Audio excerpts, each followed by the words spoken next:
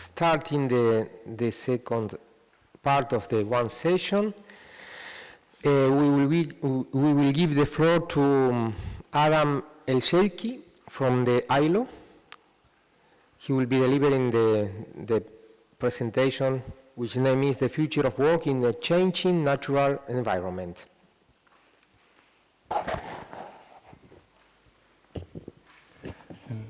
Hello. Hi, everybody. So I'm Adam Elsheikhi.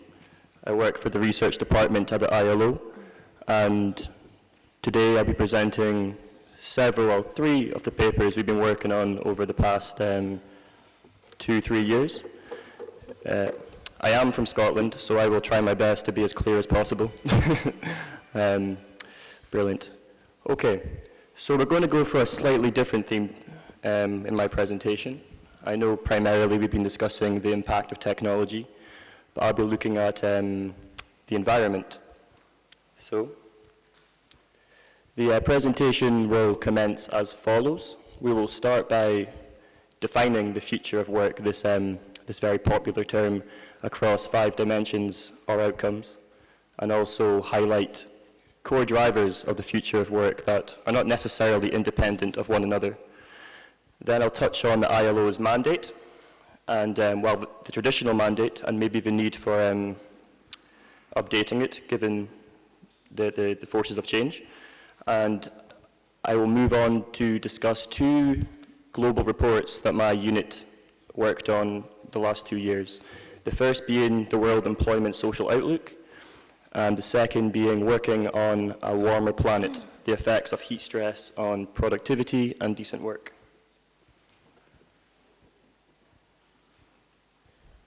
So these are the 3 main inputs. We have my working paper, which is more or less a synthesis of the literature surrounding the future of work in the last 5-7 years. The heat stress report and the WESO. So social justice and the world of work. So the ILO, as many of you might know, has a century-old mandate to deliver social justice by improving rights, strengthening protections, and combating inequalities in the world of work. However, in light of the vastly changed circumstances in the work today and the expectation of further changes in the future, there is certainly a need to review and reassess this agenda, or this mandate.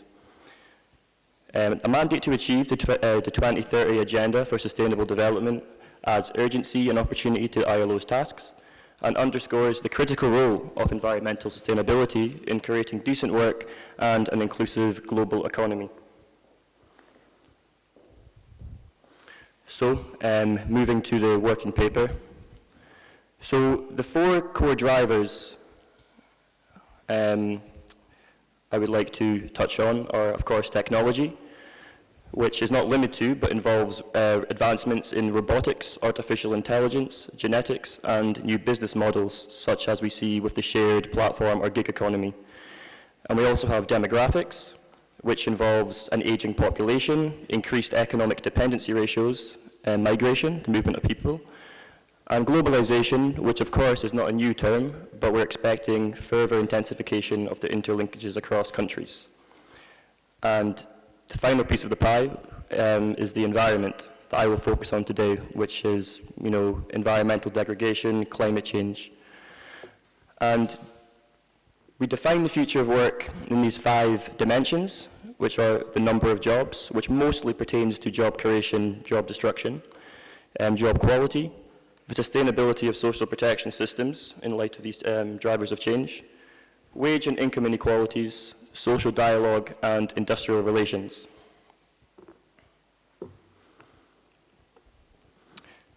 So, in 2017, there was a call from the Global Commission on the Future of Work, led by Stefan Löfven, the Swedish Prime Minister, and Metta Mela Ramaphosa, the South African President, for technical inputs for the ILO Inception Report.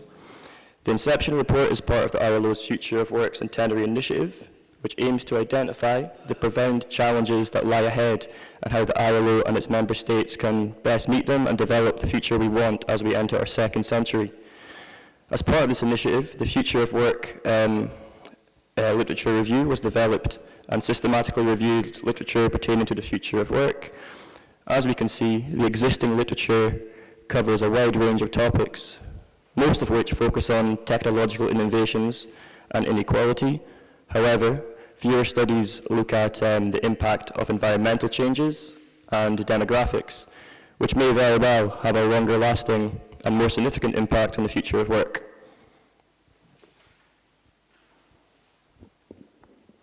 Okay, and that takes us to the first paper, report, Greening with Jobs. So this report looks at the labour market implications of transitioning to a sustainable economy, mostly relating to job creation and job destruction.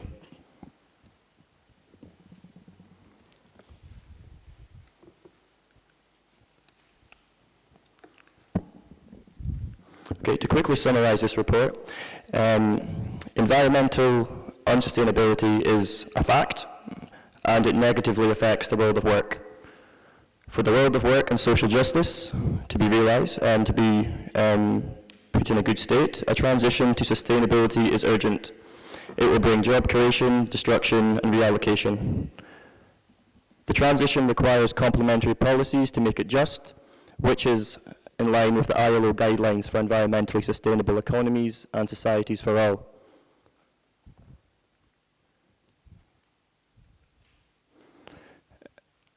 Our report has two important messages. First, the greening of economies has a positive impact on jobs, and it is compatible with decent work. Meeting the goal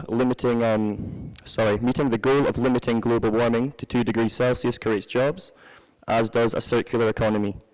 The report also shows that countries that manage to decouple greenhouse gas emission and GDP growth have also improved various labour market outcomes.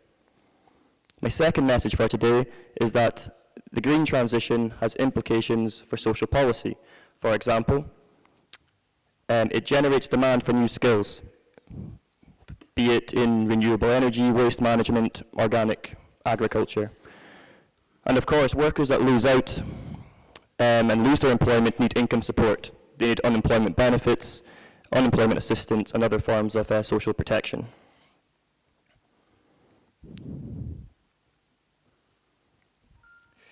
So, current economic activity is unsustainable. It results in a range of environmental problems, such as air, water, soil pollution, soil degradation, biodiversity loss, climate change, to name a few. One way to check to see this massive impact of humanity on the natural environment is to check whether we have breached certain boundaries beyond which we cause irreversible damage to the Earth system. As we can see from the figure presented on the slide, Stefan et al. Highlighted that through biogeochemical flows and biodiversity loss, we have already crossed 2 of these boundaries, and that we are close to surpassing others, notably climate change and the way land is used. Okay.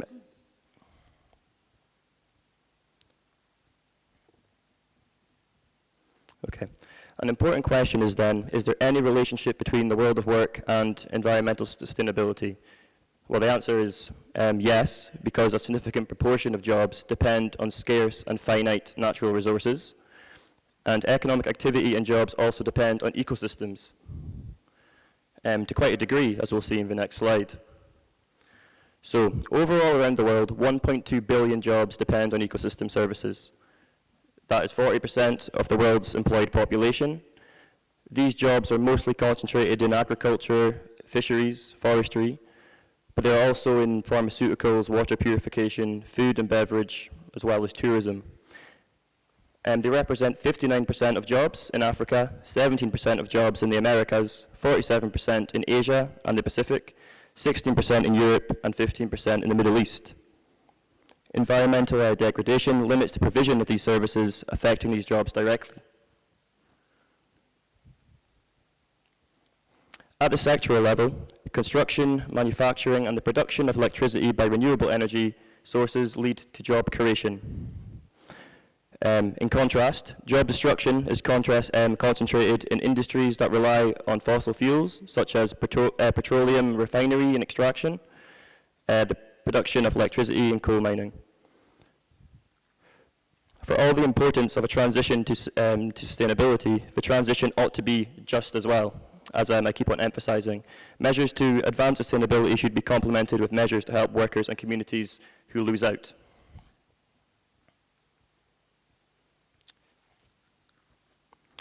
So, a scenario that adopts renewables, electric transport, and energy efficiency results in a net effect on job creation of 18 million.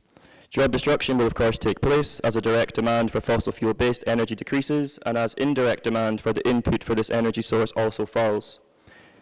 Net job creation is expected in all regions, as we can see from the slide, except the Middle East and to a limited degree, Africa.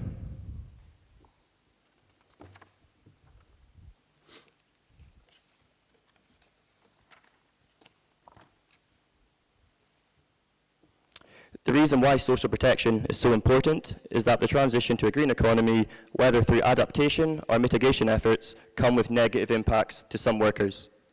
For example, our mitigation efforts to reduce greenhouse gas emissions bring about structural transformation. And like all structural transformations, these create jobs in some sectors, such as renewable energy and construction, but also destroy jobs. So there will be unemployment in some sectors, and no matter how successful our mitigation efforts might be, some degree of environmental degradation and loss of ecosystem services is inevitable. And as a result, jobs relying on ecosystem services will be lost. It is important to remember that a large part of these negative impacts are borne by vulnerable groups of workers, such as those in rural areas and low-skilled, as well as low-income households. And in order to compensate for these unequally distributed negative impacts of a green transition, social protection measures must be put in place as a safety net. There are at least 3 types of programs that can simultaneously support social and environmental objectives, namely unemployment benefits, cash transfers, and public employment programs, while payment for ecosystem services also carries that potential. Unemployment benefits have been used to ensure income security of displaced workers and thereby soften the effects of job losses in resource-intensive industries. This is particularly effective when combined with what I'll discuss in the next slide, which is skills development. So, as I'm sure many of you know, skills development broadly refers to the identification of skills needs. It is important that such information on the demand for skills is implemented in training programs and also taken into account in the formulation of curricula. In order for it to be focused, it is essential that skills development policy is formulated in consultation with representatives from the private sector and workers. Employers' participation allows for a better identification of skills and reduces skills mismatches. At the same time, the participation of trade unions in skill development policy is crucial for equity purposes. It strengthens the participation of groups with lower access to the labour market, such as women, long-term unemployed, and migrants. Skills development plays an important role in the green transition in at least 3 ways. 1, skills are fundamental to the green transition. For instance, be it in relation to the advancement in solar technology or the installation of solar panels, the actual work is done by skilled labour. Therefore, without a skilled labour force, there will be no green transition. Skills development promotes productive employment and decent work in the green economy. Skills development increases resilience of workers against potential job displacement, income losses, and OSH risks during the transition. OSH is occupational safety and health, to be clear. Like any other skill measure, Skills for a Green Economy creates a virtuous cycle of innovation, investment, and opportunities. But it does not come without its challenges. Skills identification, our research shows that only a few countries conduct skills needs identification surveys in the context of the green transition on a regular basis. Another concern is policy coordination. That is, conflicts of interest among issues such as environmental sustainability, economic growth, employment promotion can be difficult to overcome and might lead to neglected skills development policy for transitioning. Because of these challenges, in the majority of countries surveyed, skill mismatches continue to exist and are a major obstacle to the transition. So policies are needed to ensure that the transition to a green economy will create employment and will be socially just. They also include jobs, They also include green jobs, tax reform, which are not covered in this presentation, but are equally relevant for the transition. Indeed, there is a concern that the transition to the green economy comes with unevenly distributed negative effects among different countries, sectors, and demographic groups.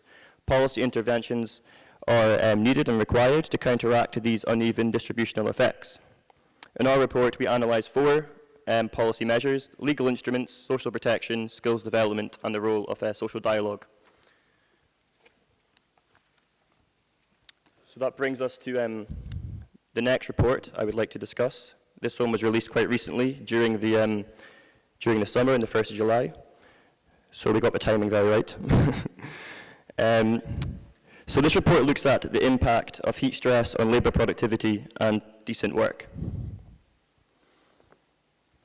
Again, so more concretely, in this report we calculate the impact of heat stress under a conservative 1.5 degrees Celsius scenario for all countries.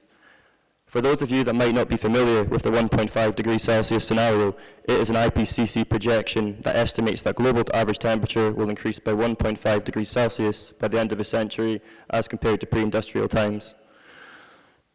We find that by 2030, 1.4% of global GDP might be lost, which is equivalent to $2.4 trillion. In terms of total working population, this is equivalent to 2.2% as compared to 1.4% in 1995. And if we translate working hours into full-time jobs, our estimations show that 80 million full-time jobs worldwide will be lost to heat stress. But what is heat stress? Well, occupational heat stress occurs when it is too hot to work, or at least too hot to work at a normal intensity. At around 24 to 26 degrees Celsius, workers start to experience a slowdown, and at 35 degrees Celsius, a worker operating at medium physical intensity will experience a fall in productivity by half. This is in accordance with physiological studies. While this, of course, has economic implications, it also imposes safety and health risks to workers. Heat stress increases the risk of discomfort, limits physical functions, and more seriously can lead to a range of heat-related illnesses such as heat rash, heat cramps, heat exhaustion, and even fatal heat stroke. Working under intense heat also increases the likelihood of workplace injuries and accidents as it compromises concentration and awareness. Therefore, overall heat stress endangers the safety of workers and reduces their productivity. However, it does not affect all workers evenly, and workers doing physical efforts and working outdoors are hit the hardest, particularly the agriculture and construction sectors. These are likely to further intensify under the impression of the urban heat island effect, which refers to urban and metropolitan areas that are significantly warmer than surrounding rural areas as a result of growing populations and urbanization. One paper found the difference in temperature between cities and the surrounding rural areas can be as high as 5 to 9 degrees Celsius. And on average, cities could lose 5.6% of GDP to rising temperature by the end of the century.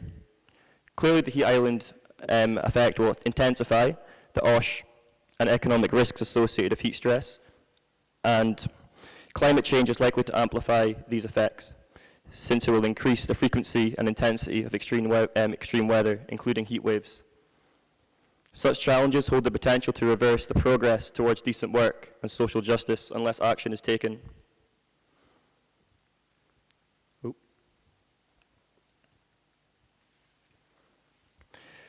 Okay, so the impact of heat stress is unevenly distributed across regions, as we can see from the slide.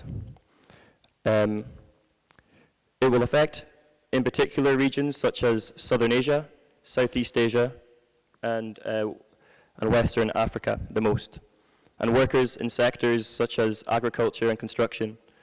The two main factors that determine the degree of productivity losses due to occupational heat stress are geography and the economic structure of an economy.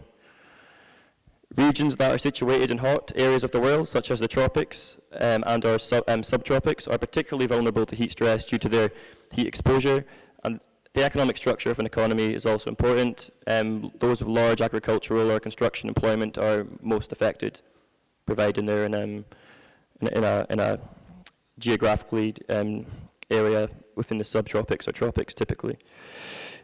It's worth noting that our estimates are actually lower bound for two reasons.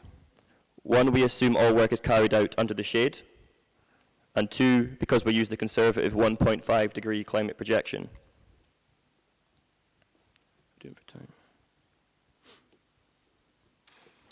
Similar to what was discussed in the previous slide, the impact of heat stress on labour productivity is also unequally distributed across countries. Owing to some countries' increasing exposure to extreme heat and their economic structure, Cambodia are the most affected and are projected to lose 7.8% of working hours, which is equivalent to 770,000 full-time jobs. For countries with large populations, as in the case of Thailand, these losses can be huge. For instance, Thailand's projected productivity loss of 6.5% translates into 2.5 million full-time jobs. Sticking to Thailand, they're a country that has experienced a temperature increase of 0.7 degrees over the last century. Some 20% of workers have experienced disruption of work patterns due to uncomfortable levels of heat. Also, construction workers have reported productivity losses of between 10 and 60%, depending on the level of heat exposure. There have been policy responses. The Ministry of Labour established working condition standards for 3 different intensities under extreme heat. However, these limits have not been enforced in practice, and it's a major issue for their economy. So productivity losses due to heat stress are concentrated in countries and sub-regions where there is already a lack of decent work. Our analysis shows a positive correlation between increasing productivity losses owing to heat stress and the share of informal employment, vulnerable employment, share of work in poverty, and a lack of social protection coverage. For instance, in Africa, 70% of the population has no legal health protection. Therefore, excessive heat levels aggravate inequality between developed and developing countries, and between groups of the population within the same country. For example, if we take construction workers, who typically tend to be migrants in the Gulf countries, they're more dispositioned to this than other sectors within the same country. So heat stress is also a driver of migration, as people move to minimize the effects of rising temperature on their health and or to compensate for income lost as a result of reduced labour productivity.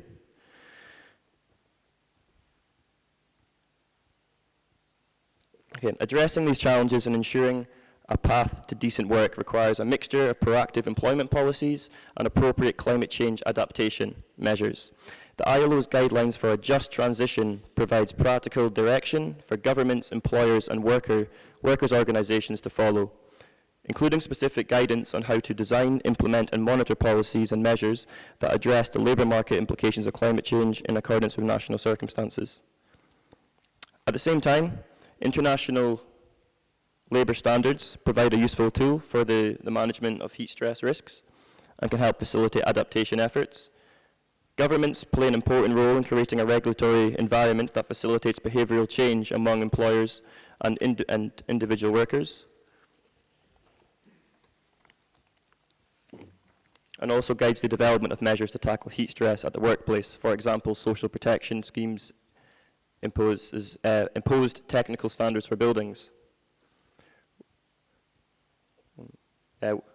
Workers and employers are best placed to implement adaptation policies and to take appropriate action at the workplace. For example, ensuring compliance with health and safety standards. Structural economic shifts from agriculture to manufacturing and services can also facilitate adaptation measures to heat stress. Of course, it's not that easy. In addition to adaptation measures, mitigation efforts to reduce heat-related hazards are key to reduce impacts. Our estimation is based on a conservative 1.5 degree scenario, as I said before. This means that without proactive mitigation actions, the impact of heat stress on the world of work will intensify. Okay. Okay, so to quickly summarize, the future of work is multidimensional and is a function of core drivers. For example, technology, the environment, demographics, and globalization. While it's true that most studies focus on technology, other drivers should not be neglected, in particular the environment. Greening the economy has a positive net effect on jobs. and how to harness the challenges and promotion a fair transition to the green economy. Well, there are examples of enabling factors through governance and social dialogue and policies for the just transition that link climate and the environmental issues, for example, social protection. And the integrating of skills development in the national green strategies is very, very pivotal for this development. In conclusion, and in the spirit of the SDGs, progress has been made to better integrate environmental goals with employment and labour market policy. This is true regarding social protection and skills development. However, challenges remain very large for developing countries and some developed countries. This is why the ILO has committed at the United Nations Climate Action Summit of 2019 to support 50 countries to adopt national plans for a just transition and green jobs by 2030 that strengthen climate action while promoting decent work and protecting people. So thank you, and I will share the slide if you want to get a PDF of these three papers I discussed, well, the two reports and my working paper I discussed in this presentation. Thank you very much.